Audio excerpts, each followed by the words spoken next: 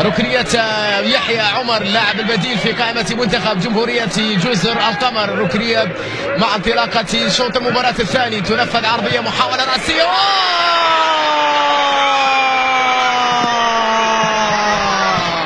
هدف أول الأصفر. نعم هدف أول لمنتخب جمهورية جزر القمر. رائعة الرأسية، رائعة الرأسية، زالت الرهبة، عادت القوة، تقدموا وسجلوا بعد عرضية رائعة من ركنية نفذت، ورشدي علي يسجل هدف أول في المباراة. أجواء كبيرة جدا في ملعب عبد الله بن خليفة. شوف رأسية في الزاوية البعيدة جميلة من جانب رشدي، يسجل هدف فريقه الأول لمصلحة منتخب جمهورية جزر القمر. خطأ في مكان خطير. شوف حراسة، ليس قائم واحد، القائمين 3 حراس في المرمى، 3 حراس في المرمى من أجل منع منتخب جزر القمر. جول على طريقة كريستيانو. نعم هدف للمنتخب جزر القمر. شوفها مرة أخرى اللاعب اللي عندما سجل هدف الفرح على طريقة كريستيانو رونالدو، حتى في وجود 3 حراس لا يكفي هذا الأمر لمنع منتخب جزر القمر من تسجيل هدف ثاني وتأكيد تفوقهم على منتخب السودان في هذه الأثناء. شوفوا مرة أخرى رائعة جدا اللقطة. حارس المرمى يوسف، تعمل ايه يا عبدو؟ يوسف عبدو لم يمسك الكرة، مسك الهواء أو مسك الكرة ثم فلتت منه. بعد ذلك هو هدف ثاني للمنتخب الأصفر. بات الرائعة والكبيرة، وأن يكون عندهم هؤلاء الأطفال الرائعين ليقدمون بطولة جيدة. ثم علينا انتظار الفرصة للمنتخب السوداني، وكرة هدف للمنتخب السوداني متأخر، هدف متأخر للسودان، لكن يكفي للعودة.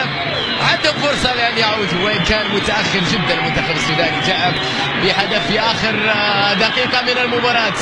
الخوف عند لاعبي منتخب جزر القمر، الخوف على نهاية المباراة عند أطفال السودان. وبعد ذلك شوف اللقطة مرة أخرى، رأسية رائعة جدا، هدف، نعم هدف للمنتخب السوداني في توقيت متأخر. وعلينا انتظار الثواني الأخيرة. أجواء مثيرة، أجواء مثيرة، أجواء كبيرة ومثيرة في الدقائق الأخيرة من هذه المباراة.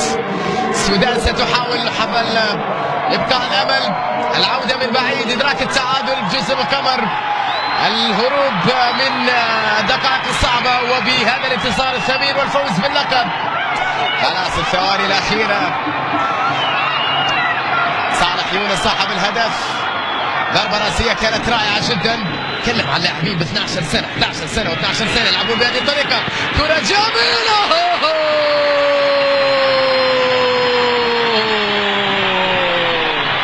والله فعلتها السودان قبل نهاية المباراة بثواني. المنتخب السوداني يعود ويبكي من الفرح. محمد أحمد يبكي من الفرح. يا لها من أجواء، يا لها من أجواء جميلة جميلة جدا في هذه المباراة الرائعة في ختام بطولة كأس جيم لكرة القدم للمدارس 11 إلى 12 سنة. شوفها مرة أخرى، لقطة رائعة جدا بمهارة عالية من زين العابدين. زين العابدين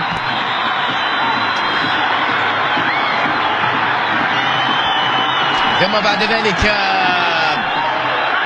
الفرحة الكبيرة. زين العابدين عمر هو صاحب الهدف.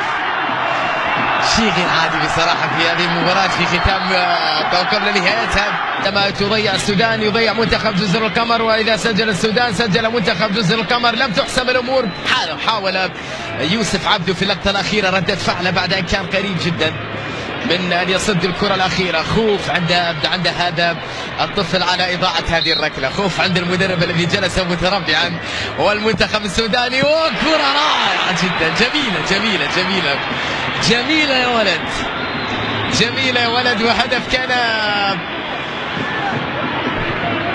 من ركلة جميلة لزين العابدين صاحب الهدف. زين العابدين سجل هدفا بمهارة عالية وبكى بعدها سجل في المباراة. الآن يتنفس السعداء، كان عنده خوف أن يضيع الركلة. إذا ضاعت فإنه الأمور ستكون محسومة للمنتخب السوداني. فرصة لمنتخب جزر القمر، ضاعت والسودان تفوز بلقب كأس جيم لكرة القدم. مبروك للمنتخب السوداني.